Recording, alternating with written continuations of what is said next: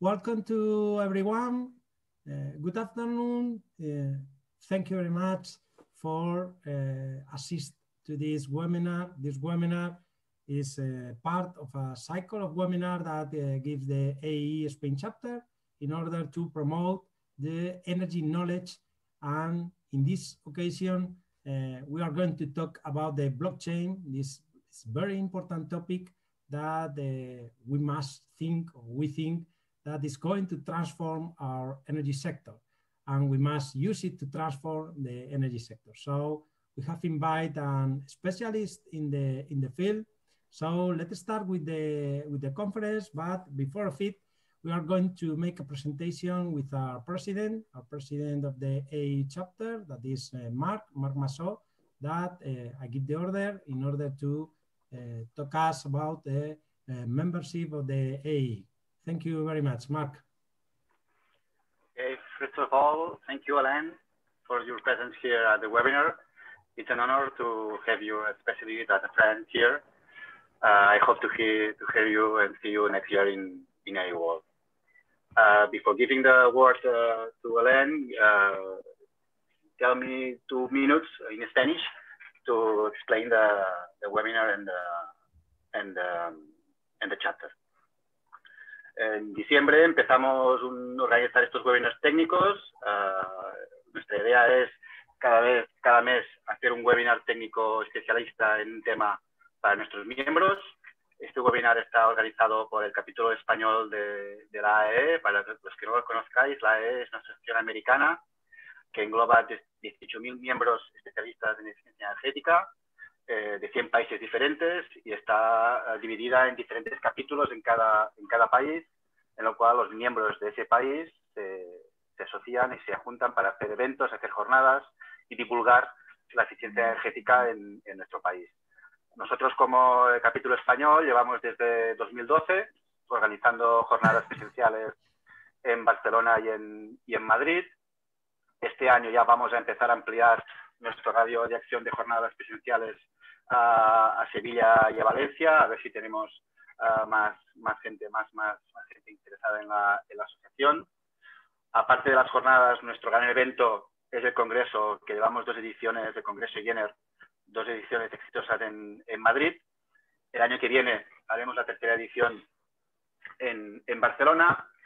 Y también tenemos, puede que sea porque somos más conocidos, para las formaciones, certificaciones profesionales de gestión energética, de auditor energético. Bueno, si entráis en nuestra web, veréis las diferentes certificaciones que tenemos, el cual cada 3 años, como bien sabéis la mayoría de vosotros que lo sois, tenéis que recertificaros, ¿vale? Este webinar os da puntos para esta certificación, os da créditos, y diferentes acciones que tenemos os da puntos. También os da puntos ser miembros del chapter, ¿vale? Os animo a que entréis a miraros nuestra web, aespain.org, que entréis a mirar lo que hacemos, lo que somos, y ahí tenéis el apartado de membresía por si os interesa ser miembros de esta asociación y juntos intentar hacer la divulgación máxima de la eficiencia energética.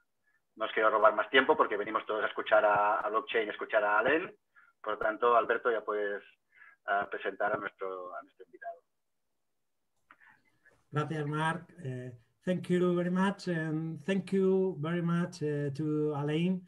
Alain is a big friend and is a very nice person. I have the honor to know it in the different congress, and it's a very nice person, and I hope that all of us will appreciate his presentation. First of all, before make the short biography, I would like to ask all the assistants that if they have any questions, they could write in the chat in order to I transfer the question to Alain when he finishes his presentation, and then he will answer all the questions that you write during the chat. So let's start with the biography of our speaker. This is Alain Aoun. Alain Aoun is researcher at the University of Quebec and a PhD student. Has received a Master of Science in 2006 in Industrial and Power Engineering and Master in Electrical Engineering in 2007. His Master's in Renewable Energy in 2018. He's presently the managing director of Alain Aoun and Partners, an engineering firm specialized in the electrical, energy, and lighting fields, and co-founder of Blockchain Leaders, a startup in the field of blockchain consultancy and research. Alain Aoun joined the Association of Energy Engineers, AEE, in 2016, and at present, he serves as the Assistant Director for Student Affairs, award the MENA Region Energy Engineering of the Year 2018. He is an accredited trainer for the CEM, CBCP, CLAP, CA, and certified professional from the AE, CEM, BEP, CBCP, CRM, CA, RIP, CMBP, CLAP. With a track record of 15 years of experience, Alain Aoun is an engineering consultant, trainer, entrepreneur, and expert in the fields of blockchain, energy, and electrical engineering. Thank you very much, Alain, and it's your time. Thank you. Thank you. Buenos noches, everyone. Thank you to the Spanish chapter and to Alberto and Mark for this opportunity and invitation to be a guest speaker here for the AE Spanish chapter. It's good to see you guys. You are all dear friends of mine, and good to see some familiar face. Also, I would like to thank our attendees today for attending this webinar, and I hope it will be up to your expectations. I'll start sharing my screen. Okay, so we are here today. I'll be telling you a little bit on the application of the blockchain technology in the energy sector. For the past 5 years, maybe a little bit longer, the energy sector and maybe all the sectors, financial sectors worldwide, have been submitted to a digital transformation. So we have seen it in the financial sector, we have seen it in the economical sector, health sector, and the energy sector is no exception to this digital transformation, especially with the emergence of Industry 4.0. The impact of the digital transformation on the energy sector have become more and more obvious to all of us. So this digital transformation is transforming the energy sector. It's transforming the whole value chain, and especially the electric sector value chain. It has been transformed from a centralized to a decentralized form, where we have new technologies that are disrupting the value chain of the energy sector as a whole. And one of these technologies, and the most important one I consider, and I'll hope to transfer to you my point of view to show you why energy blockchain is the fundamental technology that can lead this digital transformation among other technologies. Okay, so to start, just a brief history about the electric sector. Maybe 120 years ago, 130 years ago, the electric power generation system started with small decentralized units. It started in the form of small units, small power generators located in small towns and villages, and providing power supply to those villages. But with the increase of electricity demand, especially with the first industrial revolution, and with the appearance of alternating currents, okay, and the capability to transmit electricity over long distances, those small decentralized power generation were no longer good for the sector. So they were substituted by centralized large-scale power generation units. And those power generation units were located in the remote area outside towns and villages. So, and this architecture of the electricity sector has been doing so great for the past 100 years, and everything was good, and it has been serving us. But new factors emerged on the market, requiring to integrate or to transform the centralized form of electricity generation network into a decentralized network. One of those new factors that affected this transformation was the appearance and requirement to implement more and more renewable energy resources on the grid. So nowadays, as you can see, the electric grid has been transformed from a centralized architecture to a decentralized architecture where you can find different distributed energy resources all over the network. Okay, and we will see how blockchain technology has the potential to push forward this decentralization of the electrical grid. Okay, so several technologies have been disrupting the energy sector, as I mentioned in my introduction. These technologies include blockchain technology, artificial intelligence, Internet of Things, cybersecurity, machine learning, big data. And also, I think in the upcoming years, and if you want to extend a little bit this digital transformation, we will see 3D printing, nanotechnology, virtual reality, augmented reality, cloud computing. Soon enough, those technologies will join the wave, and we will see their impact on the electricity and energy sector. Okay, so this digital transformation, as I mentioned, has affected the complete electricity value chain, from the power generation down to the distribution and use of energy. On the power generation side, this digital transformation has introduced a new concept such as operation performance management, asset performance management, predictive analytics, exchange marketplace, field service management. On the transmission line, we have seen improved reliability of the network, improved ability to integrate greater levels of renewable energy sources, enhanced utilization of existing and new infrastructure. And on the distribution level, we have seen new concepts like smart metering, bidirectional flow of energy, peer-to-peer energy trading, and we'll talk a lot about peer-to-peer energy trading when we introduce the applications of blockchain in the energy sector. We have seen a modification in the way we do billing, electricity billing for consumers. We have seen new concepts for demand side management and demand response programs. And you have seen definitely the immersion of the smart grid. This whole digital transformation on the level of the electricity value chain, it has transformed the electricity value chain into a more dynamic value chain. So once we integrate those new technologies on the electricity grid, this grid will be able to respond quickly to market changes, such as sudden increase in demand, peak loads, sudden decrease in power generation. If we have a failure on the grid, when you're introducing new technologies such as artificial intelligence-based software, they will be able to detect failures, to prevent failures. And whenever those failures occur, those algorithms will be allowed to rearrange the grid in a way to respond to those failures in a quick way and avoid having power outages, blackouts, or interruptions on the level of the grid.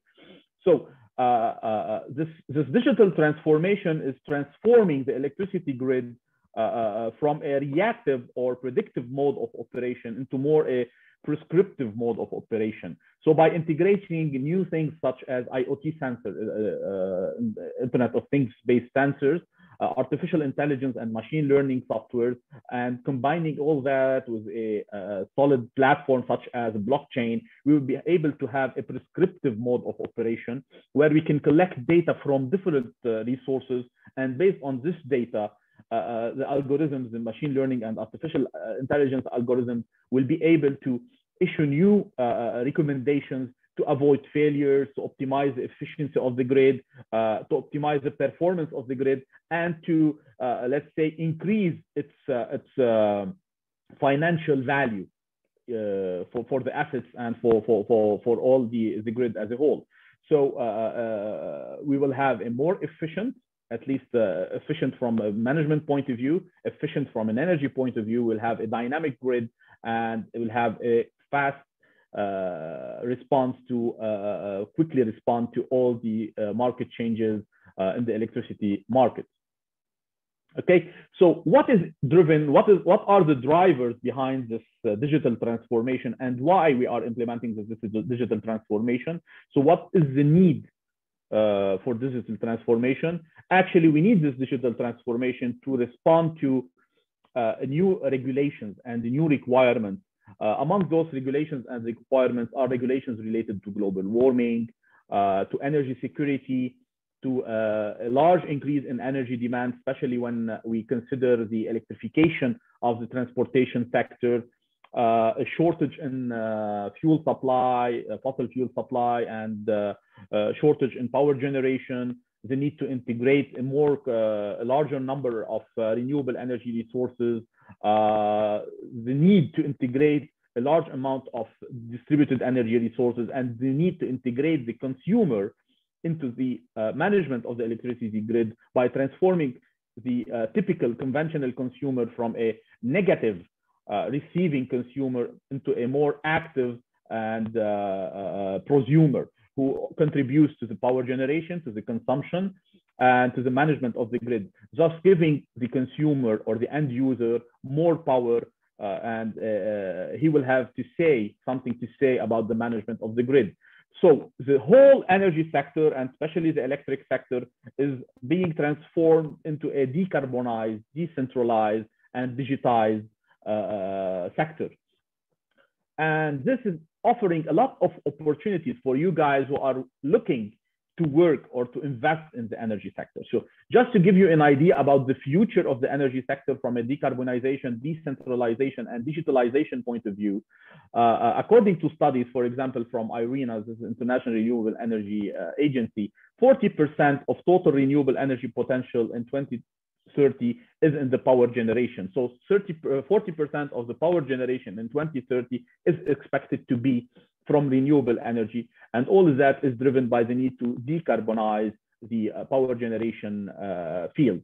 For decentralization, according to Navigant, more than 900 megawatts of connected distributed energy resources will be connected to the grid by 2026. And when we talk about distributed energy resources, we're not only talking about renewable energy such as PV plants, wind, or other power generation like natural gas or other technologies, but we're also including in that charging and discharging of electric vehicles. This is also considered a distributed energy resource. Energy storage. We're talking also about demand response programs, energy efficiency programs.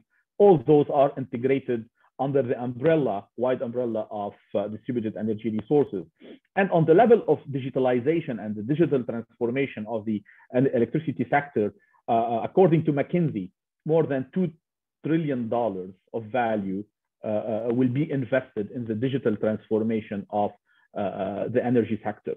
And to open the door on our presentation, how can blockchain play a major role in all of this digital transformation, decarbonization, decentralization, and digitalization of the energy sector?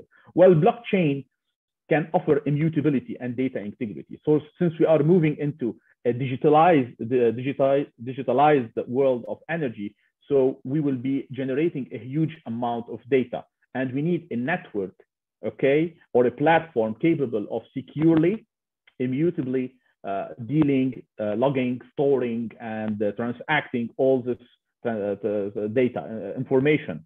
Blockchain, by definition, is a decentralized and secured platform.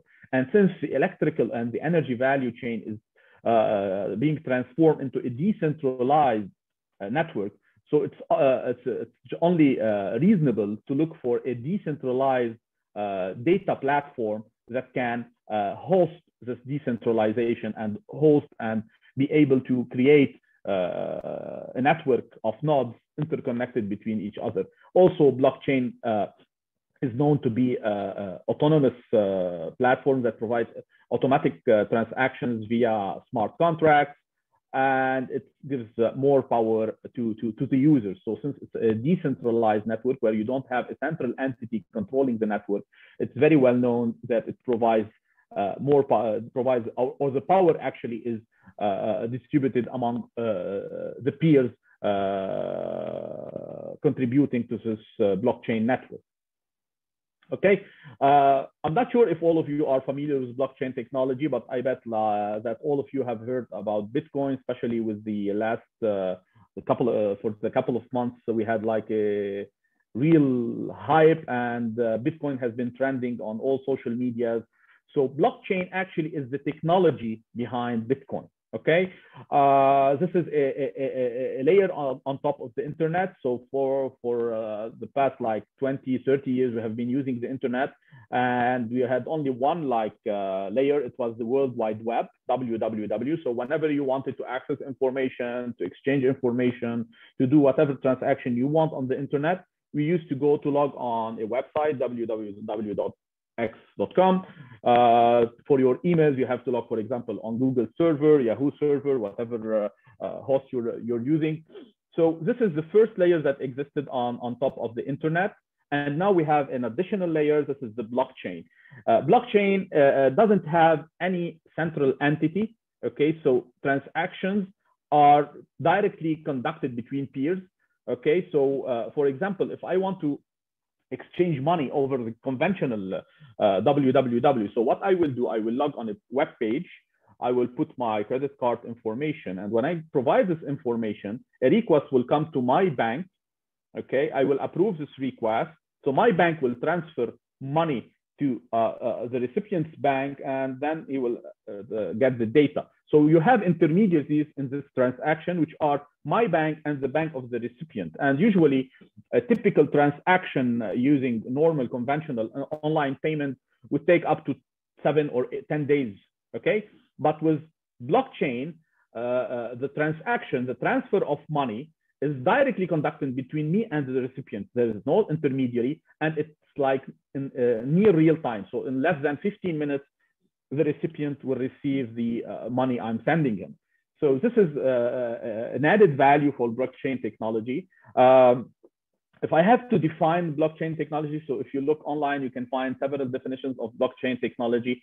I have done my own definition. I have collected all the information about blockchain and done my own definition. So it's a digital, it exists online on the internet, distributed, chronological, because all transactions are time-stamped ledger that is hosted, updated, and validated by several peer nodes rather than by a single centralized authority. Okay, so behind also blockchain, there's another technology, because we don't have time to discuss blockchain technology through this webinar, but I can tell you that blockchain technology is not like an innovation. So all the ingredients that made blockchain really existed for at least a decade or more. And one of those technologies is distributed ledger technology. It also existed. But what blockchain did is like a good chef in his kitchen, taking so many ingredients, collecting those ingredients, combining them, and making a very beautiful dish. So this is blockchain. The ingredients such as cryptography, digital ledger, smart contracts, all those technology actually existed in the 1990s, but every one of them was like standalone technology, and no one really saw the potential in those technologies until Satoshi Nakamoto came. He combined all those technologies together and created blockchain. Okay, so when we integrate blockchain on the level of the energy sector, and specifically on the level of the electricity sector, you can transform a typical electric grid into a platform. Okay, so this platform will have a value shift. So we will no longer be talking about a consumer. We will be talking about a prosumer, an active end user who contributes in the management of the grid. He contributes in the power generation, not only a negative or a passive consumer of energy. We will transform the whole business from a volume base into a service base. So we will no longer be talking about quantity of energy sold over the grid. We will be talking about services provided between the different peers connected to the platform or the electric grid. We will see how we will be able to achieve that. We will transform the electric grid from an asset-focused grid into a customer-centric grid. So whenever you give more power to the users, when you're transforming the electricity grid using blockchain, you will be giving more power to the end users. Since in a blockchain-based model, you don't have a central entity that controls the whole thing. And if you want to translate that into the electricity sector, this will mean that the monopoly of utility providers will no longer exist. And actually, we will, all of us as consumers, we will be contributors to the electric grid. So no one has the upper hand on that. Okay. Progression for blockchain in the energy sector. So in 2018, the Dutch energy, German energy agency said that 80% of energy executives believe that blockchain is game changing and further is introducing further dissemination into the energy sector. In 2019, so we had like more than 300 million US dollars of investments in more than 100 startups in the energy sector. We will see some of those startups in our presentation. By 2026, it's expected that the global blockchain technology in the energy sector market would surpass an overvaluation of $10 billion. So you can see that it's not just me who believes that this technology will definitely have an impact on the energy sector. So all international consultants, all international entities are talking about an inevitable impact of blockchain on the energy sector. Okay, this is also an insight. So blockchain in the energy market. So it's expected in the US market, it's expected that blockchain investments in the energy sector will definitely grow between 2019 and 2025. In Europe, definitely they will, it's forecasted to have a tremendous growth. In the Asian Pacific market, they expect this growth to be more than 52%.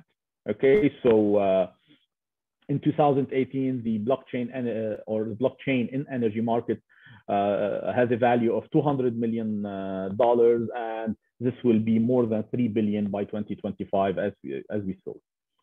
Okay, this is a study done by the World Economic Forum in order to investigate the impact of blockchain technology on different sectors. So as you can see in the red triangle, this is the energy sector, and they have like prioritized the impact. So the first impact or added value of blockchain on the energy sector is it will provide full traceability of any information. It will increase security. This is like second added value. The third added value is increase the speed and efficiency for the transactions. Fourth added value is the ability to ensure data has not been tampered, so immutability. Fifth added value is smart contracts and automation. And we will see how this feature can help and create new applications in the energy sector. Also in the fifth position, we have a holistic view with transparency for all appropriate parties. And we have seventh position for new business products or services. And eight is the distributed nature of the technology that will fit properly with the distributed or the new form of the energy sector and electricity sector. Okay, as blockchain leaders and through my researches, we have identified more than 18 areas of application of blockchain technology in the energy sector. So we have energy exchange, demand response, EV charging, distribution management, grid flexibility, home energy management system and building energy management system, peer-to-peer energy trading, wholesale trading, retail billing, asset registry, renewable energy certificates, material traceability, renewable energy token, clean energy mining, shared renewable energy assets, ID authentication, IoT and distributed energy resources security, grid security, and also you can add to it, and we have been recently working on that, optimization of charging and discharging of electric vehicle and carbon credits exchange. We're not going to talk about all those 18 applications. We don't have the time. So I've selected, I think, 8 or 9 applications. These are like the most promising ones that I will introduce to you through this webinar. The first one, and I'm sure it's the most famous one, and maybe most of you have heard about it, it's the peer-to-peer trading. This is a new, let's say, financing mechanism introduced to the energy sector using the blockchain technology. And it helps to create like new incentives for off-grid solutions such as off-grid power generation and off-grid energy storage.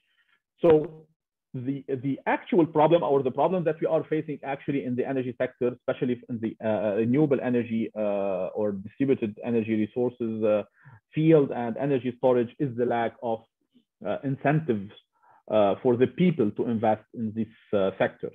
So blockchain, when combined with peer-to-peer energy trading, can offer a new value for consumers to invest and distributed energy resources and in energy storages, especially when combined with smart contracts and IoT sensors. And this can help to increase the feasibility and the return on investment for off-grid renewable energy solutions. Okay, how is that feasible? Well, blockchain combined with peer-to-peer energy trading can have better return for excess energy generated. So no need to invest more into energy storage. You can sell your energy whenever it's there. It can create a competitive advantage for innovative retailers. So it's up to you and your imagination to create value and to sell this value to other peers. And it will offer a low-cost, transparent, secure, and instant electricity payment. Okay.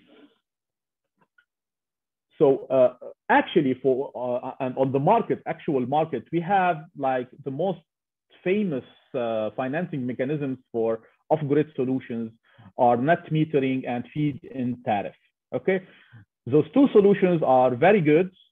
They have done their job, but I think that we have reached like a point of saturation, especially with feed-in tariff.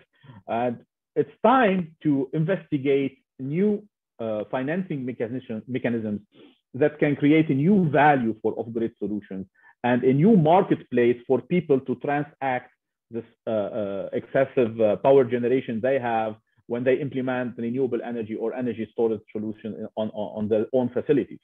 So with net metering is easy to implement. The utility will pay you the full price for the energy you sell back to the grid. Excess energy actually is wasted in net metering unless you install a battery storage system, and so you benefit from this excess energy later on whenever you're not generating electricity. And there's the disadvantage of monopoly in price setting, because actually it's only the utility that controls this market, and it's up to the utility to set a price for the energy you are selling back to the grid. With feed-in tariff, it's a long-term contract, usually up to 20, 25 years, 15 minimum at least. Also, you have a problem of monopoly because it's actually the grid who defines the price at which they will be selling, and usually this price is decreasing. So the first couple of years you can get high price, but later with time this price will decrease, and we have seen that prices have gone with the feed-in tariff as low as like a couple of cents per kilowatt hour. And usually it's very complex to implement a feed-in tariff scheme because it will require to have 2 meters. With peer-to-peer energy trading, first of all, we are talking about a completely deregulated market. So you don't have a monopoly. No one is controlling the prices. This is an open market. I can sell my excess energy to another consumer at the price that I want. So the only regulation that defines the prices is the supply and demand thing. So it's an open market according to whatever you're offering and whatever is the demand. This is what controls the prices of energy. You have a transparent dealing directly with each other as consumers. So there's no middleman, no additional commission fees, transaction fees introduced. You can deal or transact energy freely on the grid. The only thing that might be introduced, for example, is for the utility company to tell you, you will have to pay wheeling because you are using my grid. But okay, even with that, the benefit from having a deregulated market and open market for prices can overcome this little charge. The downside with peer-to-peer energy trading is that it requires a new legislation and regulations that we don't have at the time. So governments, utility companies, authorities have to work on this. And as I mentioned, we still rely on the utility grid. Okay.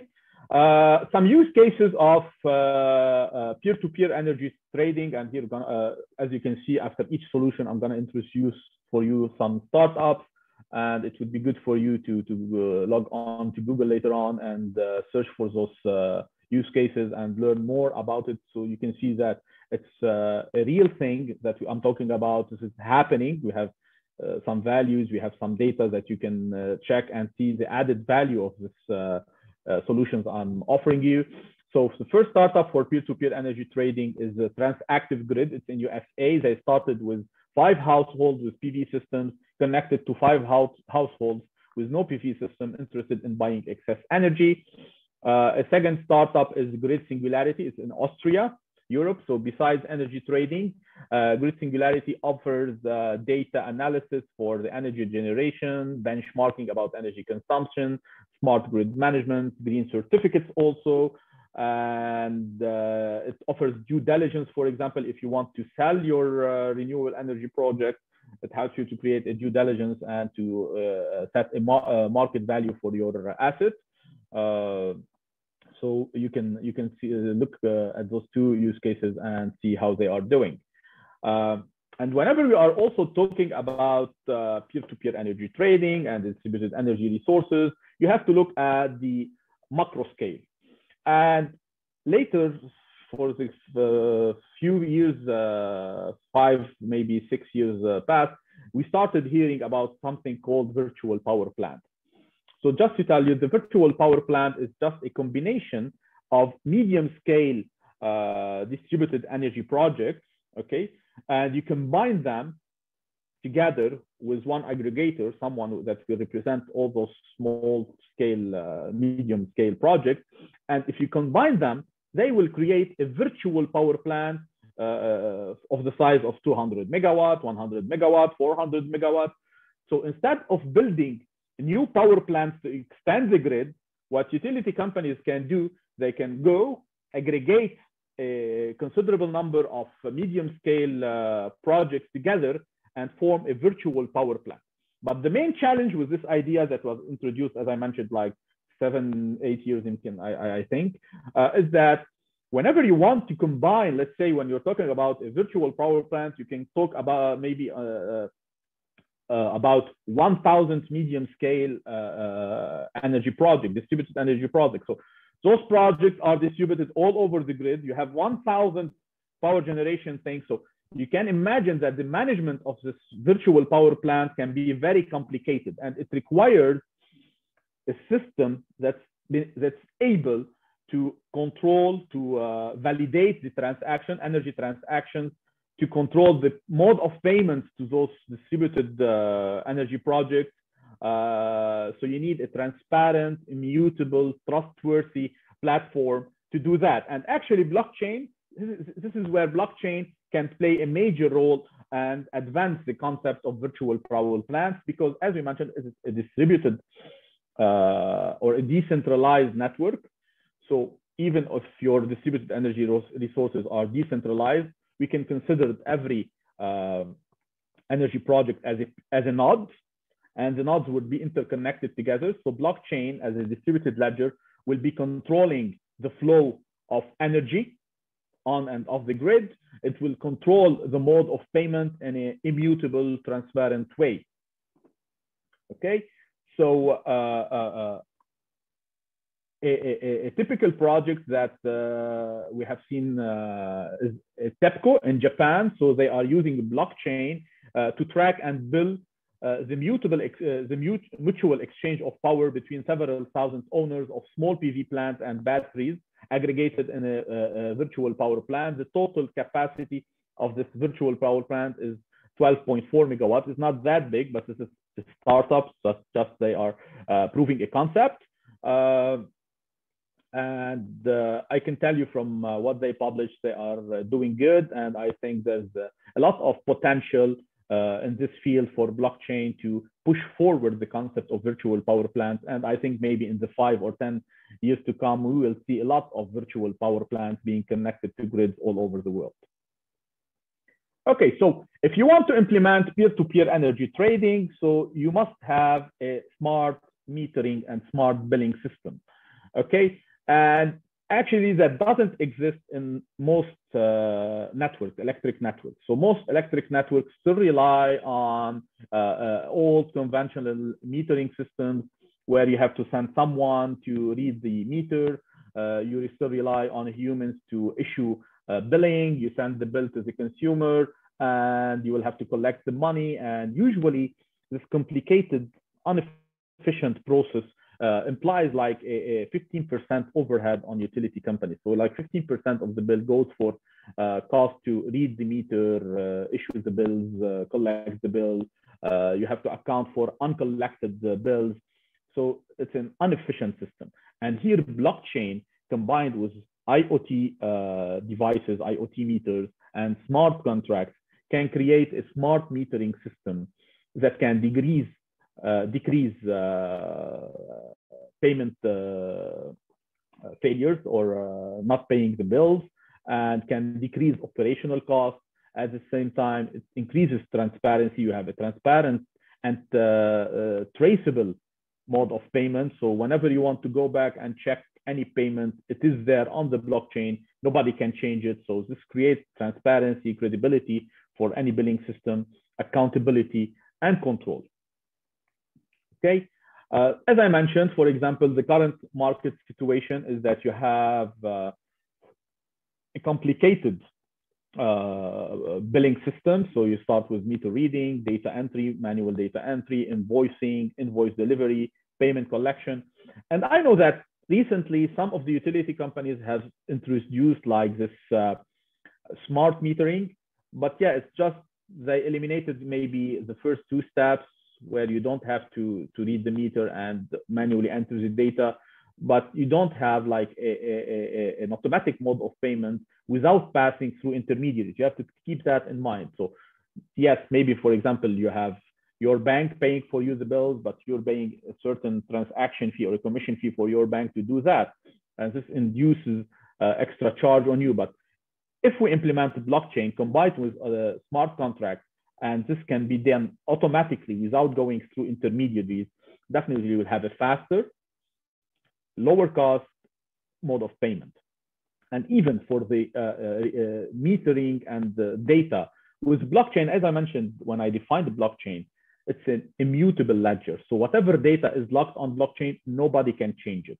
And this is a very secure and trustworthy way to lock data. Additionally, and even with the most sophisticated billing systems, the actual billing system only provides bills based on a single point of distribution. Okay, so for example, if I owe multiple households, let's say I owe a house in Madrid and another house vacation in another place, every household will have its own meter, and the utility company will issue a different bill for each household. So the metering system is built on a point of distribution point of view. It's not a client-centric billing system. And what we actually need is a client-centric billing system. I'm going to give you an example, I think, in the next slide. So we will see it. Okay, so let me explain it to you. For example, let's assume that you have a contract where you pay according to energy consumption blocks, okay? And whenever you go up in blocks, you will have to pay a higher tariff, okay? So let's take the case of two houses, or two consumers. The first one has only one house, so 1 meter, and he consumes 800 kilowatt hours per month. And the second user has two houses, okay, where he spends like weekdays in one house and weekends in another house. So he's a like fancy guy, and he consumes on the first one, on the first energy bill 500 kilowatt hours, and the second meter he consumes only 300 kilowatt hours.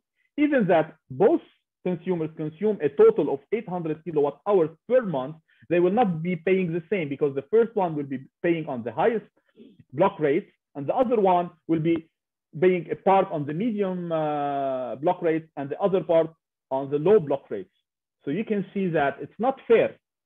Same consumer, same energy of consumed per month, but they are not paying the same. This is why we need, in order to further advance this energy system, we need to have a client-centric based billing system. So blockchain would definitely, because it's automated, so when you're using smart contracts, by the end of the month, and whenever you have a smart contract signed between you and the utility, the smart contract will take the money from your digital wallet and transfer it to the utility company immediately, automatically, without your intervention or the need for you to do anything.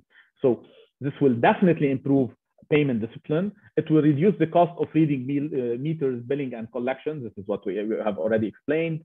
You will have an automated accounting layer, no need to hire accounts. The smart contract will do the whole job. Real-time payments, no need to wait for banks to transfer money, which can incur delays of payments. With blockchain and smart contracts, any transaction can be validated in a couple of minutes. It reduces the administrative burden of processing transaction over legacy rails, bureaucracy, typical bureaucracy, and it offers an auditable energy data and enables customers to make smarter decisions about their energy use. Whenever the data is presented to the consumer, he might decide to, for example, change service provider or buy another contract from another service provider.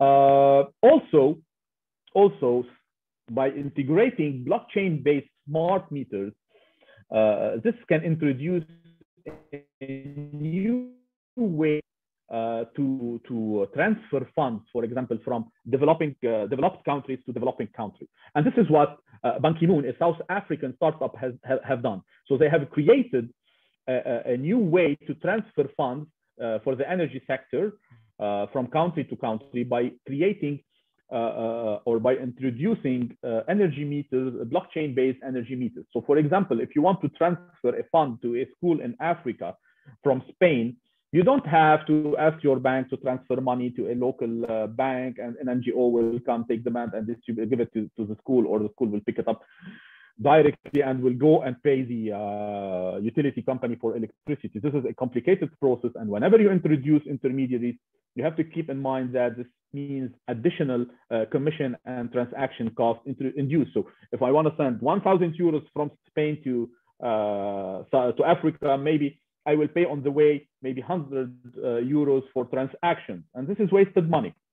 So what Ban Ki-moon introduced, you can directly, using blockchain, using even digital currencies or cryptocurrencies, transfer this fund to the smart meter of the school, and whenever the school consumes energy, the utility company can get paid from the transferred cryptocurrency to the smart meter of the school.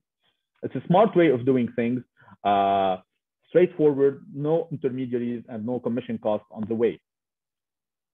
Another startup in the field of smart meters is Grid Plus. This is a USA startup. So Grid Plus operates as a commercial electricity retailer in deregulated markets.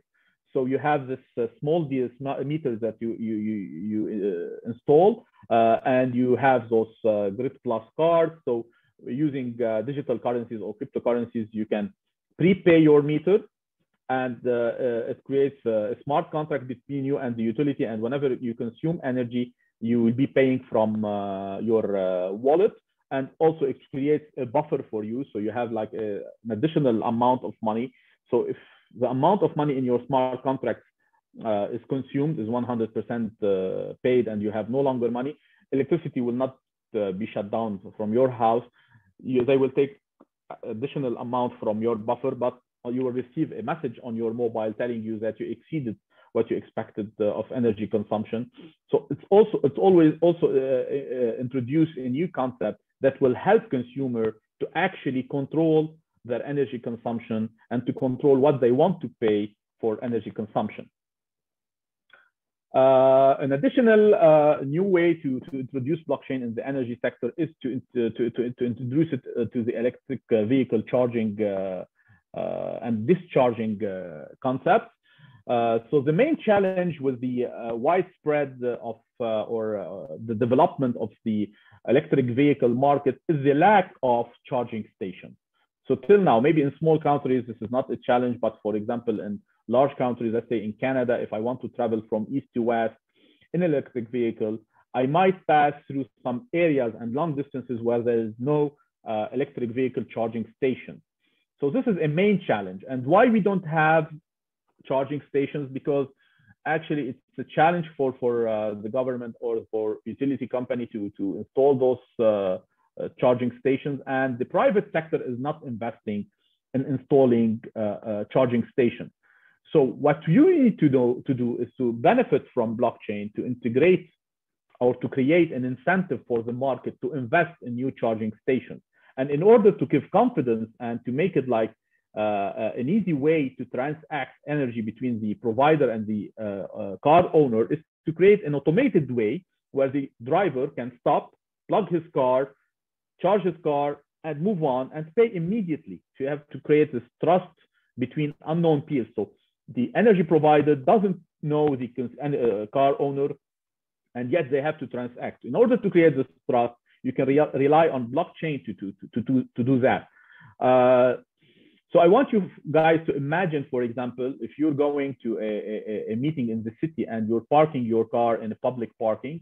So imagine that you can plug your car to a socket there, you can charge it, go to your meeting for a couple of hours, then go back, unplug your car and move on, and automatically you will be charged on your mobile. They will send you a message that you have been charged with that in a safe way. No need to provide the credit card information, no need to provide any information where it can jeopardize, for example, your own privacy. With blockchain, this is feasible. So the solution is to create a charging station, and every charging station is a node on the blockchain network. And you have your car, you will have a smart socket in your car, and the socket has an address on blockchain, so it's a node also on the blockchain. And whenever you plug your car to the charging station, you will receive a message on your application, on your mobile, telling you, okay, so you plug to this side, you want to this charger, you want to charge your car, what is the amount of energy? Are you accepting to pay this amount per kilowatt hour, let's say? So once you click on it, this is a smart contract being signed between you and the service provider. You can go to your meeting and you come back. When you unplug your car, the amount against the energy that you consumed will be taken from your digital wallet and paid to the service provider. So this is the main concept. And also, you can also imagine that we can also implement this concept for example, if you have excess energy in your car and you want to make some money. So for example, during the day, during peak time, let's say around noon, your car is parked in the parking, but you don't need the energy, you have excess energy, and you want to benefit to sell this energy during peak time to make additional money, and later on maybe you can charge it elsewhere using an alternative way and at the lower cost. So instead of just signing, you can use your application to tell the grid that my car is parked and it's plugged, and I allow you to take, for example, this amount of kilowatt hours from my battery, and in exchange, I will take this amount of money back. So this can help you to benefit from charging and discharging and make money for yourself. A use case for electric vehicle charging is BlockCharge in Germany. So BlockCharge uses the Ethereum blockchain. This is a blockchain platform to facilitate the charging of electric vehicles based on a smart plug, as I mentioned. A normal plug with a smart plug is a normal plug with an identification code linked to it. Also, if to really understand the potential of blockchain in electric vehicle charging, you have to imagine when, for example, inductive charging is introduced. So whenever you're stopping at a street light, for example, you stop, and during this time, you have inductive charging to your car, and you will enable on your application, for example, the charging of your car. So whenever this will be introduced, we will definitely need a platform or a solution based on blockchain to do that. And believe me, no car owner wants to create to be tracked, or his car to be tracked just by tracking his electric vehicle. We are already being tracked from our transactions on our credit cards. So we definitely, as users, don't want to be tracked also from where we are charging and discharging our cars. And blockchain, being a pseudo-anonymous platform, allows to do that. So as a user, your identity is not jeopardized if you're charging or you're discharging your car. An additional application for energy for blockchain in the energy sector is the digital twin concept. So digital twin is not a new concept. So it has been introduced 10 years ago, I think, but it hasn't been like seen a real boom in the market.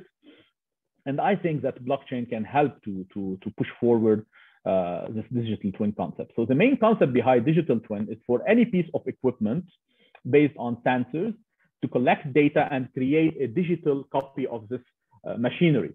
And once you have the data from the machinery, you can integrate artificial intelligence and machine learning algorithms that will help you to predict the performance, to predict any possible failures in advance of for your machinery, to create a preventive maintenance program for your facility. So this is the main concept behind digital twin. But actually, and as we know that artificial intelligence and machine learning programs require a huge amount of data in order to be efficient. So the more data you give to the algorithm, the more he will learn. When you're talking about deep learning algorithms, the more you will have accuracy in the performance of your algorithms. And in order to introduce that, you need to encourage people to exchange data. So for example, if I have this piece of equipment and you have a similar piece of equipment, it will be beneficial for both of us to transact, to exchange data in order for our AI and machine learning algorithms to be more efficient and to operate better. But actually what happens is that people are afraid on the privacy of their information and they don't want to exchange that. And blockchain can offer a secure platform where you can exchange data between peers, so you're not worried that this data will be hacked by a third party and they will use the data to steal, for example, anything that you're worried about. So blockchain can offer that platform. You can make sure that the data exchange between peers, it can remain anonymous. No need to know this is the data coming from which source. So this will help to ameliorate the performance of artificial intelligence and machine learning algorithms. And also, if we combine this data, so for example, let's say I'm a manufacturer or supplier of this equipment. I have sold 2,000 pieces of machinery for 2,000 customers. So imagine the amount of data I can collect from those 2,000 machineries and how it will help me to, for example, improve the production of the accessories for those machines. So, and to predict any possible malfunctioning in my machines and how I can transmit the information. So for example, if I'm collecting data and I was assuming, for example, that this belt on this machinery will work for 200 hours. So whenever I start having data from my users, my customers, that, for example, the belt is steered at 150 hours, so I can issue new recommendation to my other customers telling them, be aware, even though we have designed this belt to operate for 200 hours, we do recommend that you change it before 150 hours because we have seen some failures. And also consider, for example, when you're trying to, when you know, for example, you have tested, for example, we know that any piece of machinery is tested for standard climatic conditions. But for example, if I have clients under severe climatic conditions operating this machineries and taking this data, I can know how my machinery behaves under severe climate conditions, and I can issue new recommendation for my clients telling them you have to be aware if you're buying this machinery, you have to be aware, for example, the efficiency will drop under severe climate conditions. Also, as manufacturer, it will help me to always optimize my production of accessories, and whenever, because I'm having the data, I know what will be expected. For example, how many orders of belts, how many accessories of this type will be ordered next month. So it will help me as manufacturer to optimize the production of my spare parts. Okay, in the energy sector, this can be applied to power generators. So it helps for the digital twin will have to map the physical asset models in a digital platform where a virtual digital replica model for every generator is creating using the asset related data obtained from various sources. So the digital twin performs asset life estimate, detects behavior anomalies, and calculates thermal efficiency to ensure that the operation and maintenance processes are optimized across the power plant.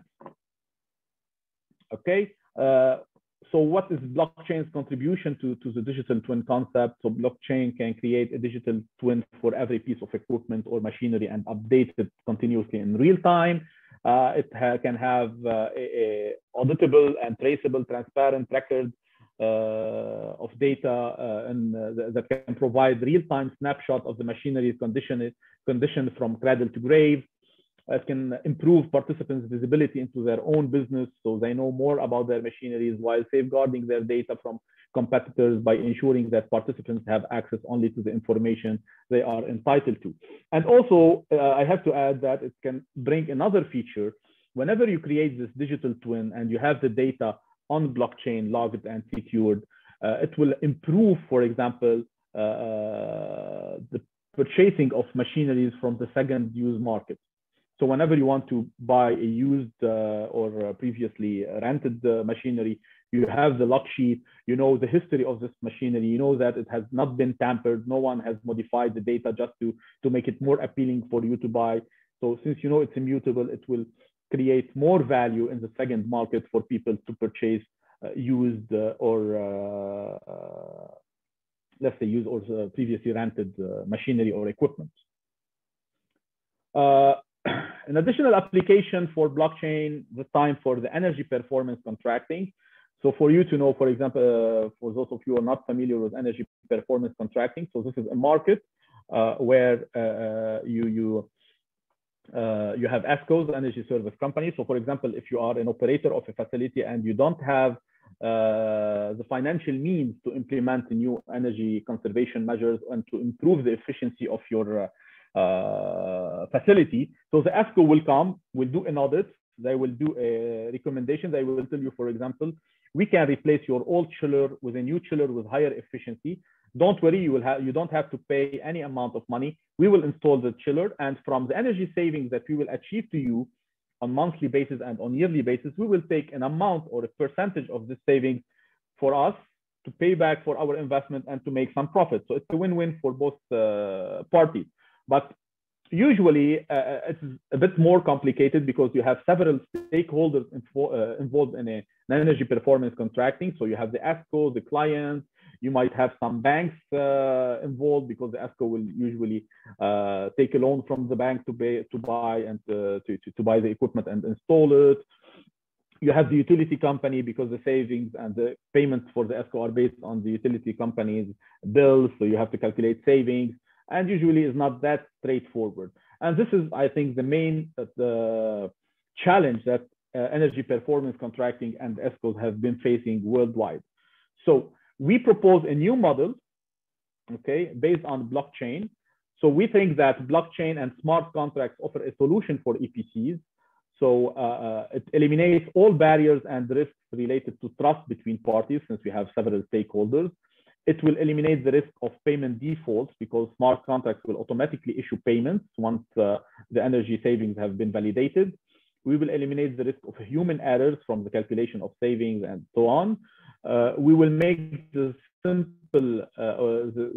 process simpler, so we'll eliminate this complexity, and it will eliminate any delays and high processing costs, since it will create just a transaction directly between the ESCO and the client and no need for intermediaries. Okay, so the proposed model is as follows. So first of all, whenever the ESCO does the audit, they will create a baseline for the energy performance of the facilities. They will develop a measurement and verification protocol, and they will do an agreement with the client. This agreement will be translated digitally into a code, what we call a smart contract, and the smart contract will be deployed on the blockchain. And once the smart contract is deployed on the blockchain, the smart contract will fetch data from IoT sensors installed in the facility regarding the energy consumption and all the independent variables related to the project. Once the data is fed to the smart contract will automatically calculate the energy savings. And on monthly basis, for example, they will issue energy savings calculation. So for the energy savings achieved, a payment will go from directly from the utility to the ESCO. So because the client has made energy savings on his bill, so he is notified, the utility company will charge the client, and part of this charge will go to the ESCO directly for the savings he has made by implementing the ECM on the facility. Okay, so and obviously because blockchain is very well known for cryptocurrency, so it's obvious to have energy-backed currency as a solution also for blockchain application in the energy sector. It's similar to gold-backed currency, but in this case, you have a token for every megawatt hour you generate from renewable energy. It's a way to incentivize people to invest in renewable energy projects and in distributed energy projects. We have two applications actually worldwide. We have Solar Coin. It's implemented in 17 countries. So you get one solar coin for every megawatt hour you generate from solar energy. And you can use this solar coin to pay for products and services from participating merchants and service providers that are part of the Solar Coin network. The second application is the Juliet. It's in Amsterdam, in Netherlands. So for every megawatt hour of energy produced from renewable energy source, you get one Juliet token. And this token, you can use it inside the DQVAL community to buy from participants. You can use it in local grocery stores. You can use it to trade for goods and services within the community. Okay. Blockchain and renewable energy certificates. Blockchain can create an automated, transparent way to record renewable energy certificates. It also can create an auditable trail for renewable energy certificate transactions. So from the time this renewable energy has been generated, the renewable energy certificate has been created, it has been traded. So you will have everything on blockchain in an immutable, secure way, which create a trail for any party who wants to audit it later on and to see how this renewable energy certificate has been traded. You can check it on blockchain. Blockchain application include financial services, supply chain, and digital payment. Each transaction creates an immutable record that allows for more accurate verification among other attributes. Buyers, often large utility companies and corporations, do not disclose their entities to avoid driving up or down prices whenever they are dealing with RECs. And sellers sometimes back out of agreements after receiving better offers. So blockchain can help to create this possibility for buyers and sellers. An application or a use case of blockchain for renewable energy certificates is Power Ledger in Australia. So it's an Australian blockchain energy firm who partnered with the BCPG group. It's a Thai state-controlled energy company operating in a number of Southeast Asia countries, including Vietnam and Indonesia, to create a renewable energy credit marketplace in the Southeast Asia region. Other possibilities is blockchain and energy efficiency. So in order to improve energy efficiency, the first step that we usually do is we do benchmarking. So we compare our energy consumption to other similar facilities. And to better have a good benchmark, you have to encourage people to share data. And usually people are afraid to share data because of privacy concerns. So blockchain can offer this platform where you can securely and anonymously exchange or publish your energy consumption data. So all the data will be collected. You will have a benchmark for your energy consumption, and users can log into this platform to see and compare their energy consumption without exposing their identity. So blockchain can also help to improve the energy efficiency benchmarking market in the world. A startup is Blue Node in Switzerland. So they created the first blockchain-based energy efficiency protocol. It's a decentralized ecosystem which allows building operators around the world to learn from one another how to waste less energy through distributed data intelligence. So this is actually how Blue Node changes the market from a linear model into an interconnected model where you can have data from different sources in order to have better judgment on your energy efficiency.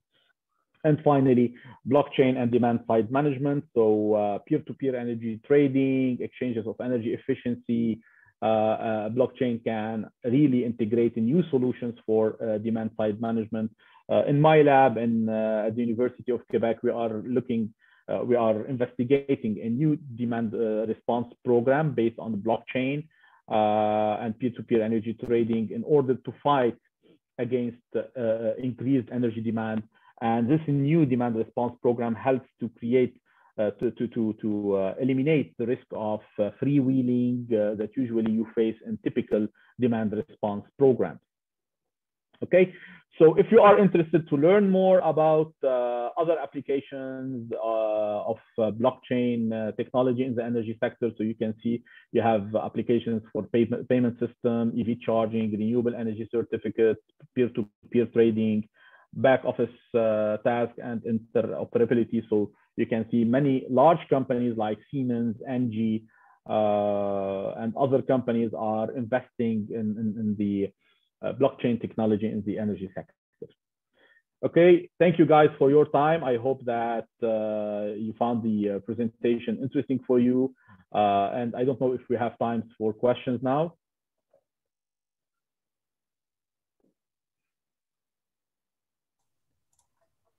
Okay, thank you very much, Alain. It was a great presentation. Thank you very much for your presentation. It was very funny. So thank you very much. We have several questions that people have made in the chat. So maybe we start. There are one question about, do we need a special dedicated infrastructure for blockchain? No, actually, since it's a layer on top of the internet, so whenever you have a typical internet network, you can create your own blockchain network on top of that, and you're good to go. So, and to clarify, we have several types of blockchain networks. So it can be a public, such as Bitcoin or Ethereum, or it can be private. So if you want to create a certain solution dedicated for a limited number of users, you can create your own private blockchain where you need permission to become a peer on this blockchain. So it's not a public thing.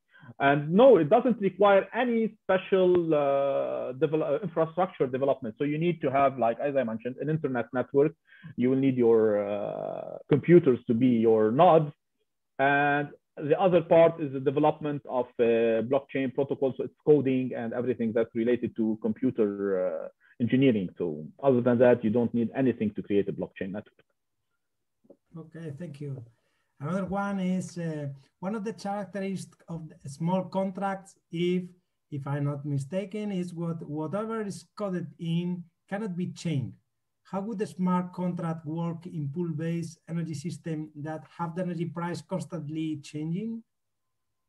Okay, so for smart contracts, yes, you're right.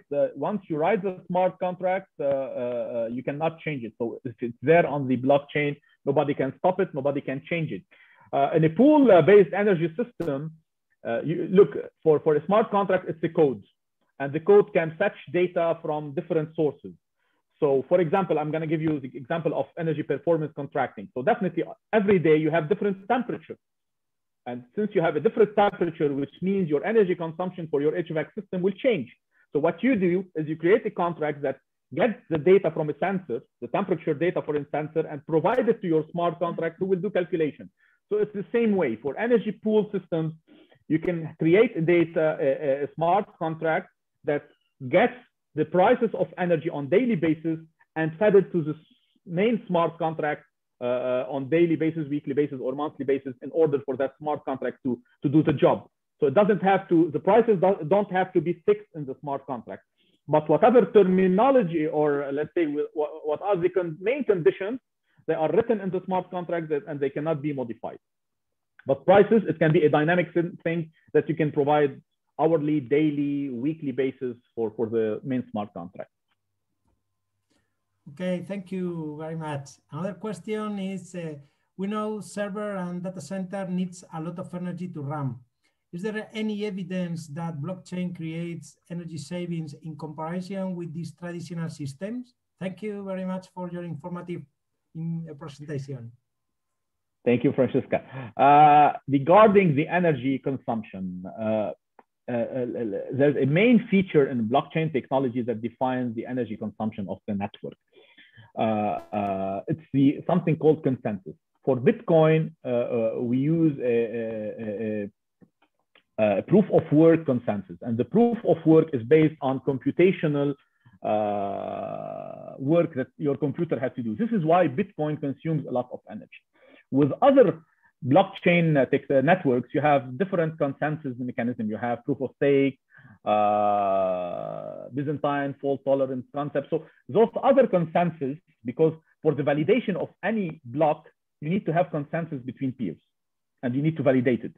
So yes, if you consider a blockchain network that uses a low energy consuming consensus, for example, an example of a private blockchain you can eliminate the consensus even. So yes, you can minimize the energy consumption from centralized large scale data centers. But Bitcoin, for example, is not a good example, because Bitcoin network consumes something around 15 terawatt hours per year, or even more. So this is, for example, as I remember, for example, the energy consumption from Bitcoin is equal to the energy consumption of a country like Iraq, for example. Okay, thank you very much, Alain. I have the last question for you. It's a personal question. Is that what about the right to be forgotten? The right to be forgotten in the blockchain.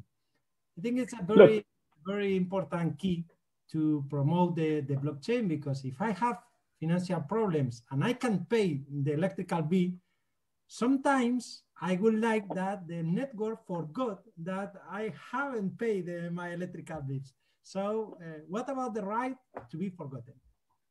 Yeah, look, with traditional networks, this has been a very challenge, especially for European regulations, where the right to be forgotten is the prerequisite, and you have been facing, as European countries, some challenges with Facebook and other websites. So yeah, it is a right. Look, with blockchain, actually they are developing a lot of new protocols, especially to make sure that at least the right to be forgotten or something similar is guaranteed. Already in the blockchain, your identity is pseudo-anonymous. So whenever you're trading on blockchain, you're not using your identity. Usually blockchain gives you a pair of keys. This is how cryptography works. So you have your private key and your public key. So your private key is like your password, and your public key is like your email address. But even those two keys, you don't use them for transaction. According to your private and public key, you have like a certain cryptography that generates an address. And for each pair of key, you can generate several addresses. And you use those addresses to transact. So for a blockchain network, when you're looking at, for example, if you open Bitcoin network and you're looking at the transaction, even though they are public and everybody can see them, all you can see is like this long address of digits that means nothing to you, telling you that this address exchanged to this address, and this keeps your identity pseudo-anonymous. This is why I'm saying pseudo-anonymous. And you can keep your address. For example, I want this address that I can exchange publicly. This one is private for me. I only exchange between Alberto and Alain. I use it for this exchange to keep that secret. You can create a different address to exchange with a third party. And even with that, they are creating now several protocols, okay, to shadow your addresses. So it will become very, very sophisticated to know who is behind the transaction. So even though blockchain is transparent, yes, but it doesn't jeopardize the privacy of users. Okay, so you cannot eliminate the transaction on blockchain. So the right to be forgotten is somehow, how to say, respected in a word that you don't know who is behind the transaction. But if you want to delete a transaction from blockchain, you're just eliminating the fundamental thing, the fundamental core of blockchain, that it is immutable and nobody can change it. But how blockchain is providing you privacy? By creating this sophisticated way to, how to say, to hide your true identity or hide the identity. And this is why blockchain has been accused, for example, to being used by hackers, to being used to finance terrorism, because it's very difficult to identify who is the user behind this address. So you cannot eliminate a transaction, you cannot eliminate data from blockchain, but at least it creates for you a secure way. And even when exchanging, for example, in a typical world, when you're exchanging, any third party can hack our communication network and take the data. But in blockchain, since it's, when I want to protect data, what I do, okay, I encrypt data using my private and public key. I use those two keys to encrypt data, and I send this data, okay? And the only way to decrypt the data is for you to have the key that decrypts it. Okay. So what I can do, for example, I can encrypt it using your keys. You can. There's two ways. I can encrypt with my keys, and you can decrypt with my public key. Okay. So I give you my public key to decrypt, or I can decrypt it with your keys, and you can decrypt it with your own private key. So you have different protocols to do that. But bottom line, you need to know the key to encrypt the data, unencrypt the data, decrypt it. So even if a hacker, and in the blockchain, this is impossible to hack it. I will tell you why in a second. Even if somehow somebody hacks the data, he doesn't have the key to decrypt it. Okay, because your private key is private for you, and you keep it in a safe way, and nobody has it. And this is why we create cold storage things for private keys, and they tell you to better keep it off your computer, so it can be written on a piece of paper. You can put it anywhere that no hacker can reach it. And why is blockchain very hard to hack? Because in blockchain, as I mentioned, the authority, usually in the main server, all a hacker has to do is to hack the main server of Google, and he has control over all the emails on Google. But for blockchain, in order to hack it, you have to have the control over the mining power. So you have to hack more than 51% of the nodes. And when you're talking about a blockchain network like Bitcoin, this is thousands of nodes. So can you imagine what is your computing power as a hacker, and how fast you should be to control more than 51% of the nodes? This is nearly impossible. Maybe in the near future, when we have like quantum computers and those supercomputers, maybe, I'm not sure if it will be possible. But for the time being, this is nearly impossible to hack a blockchain network. Okay. Well, thank you very much, Alain. Thank you You're very most much welcome. for all the assistance. I remember that we're going to leave the video in our YouTube channel. And I would like to remember that we have several courses in our A Spain chapter. Now, this Friday, we start with the CEM certification program. So when you want, you can book in the course. So thank you very much to everyone. We finish, and next webinar will be about the energy management maintenance. So it could be very interesting for everyone. I will be sure. Thank you for it. Bye-bye. Thank you. Good evening. Bye-bye.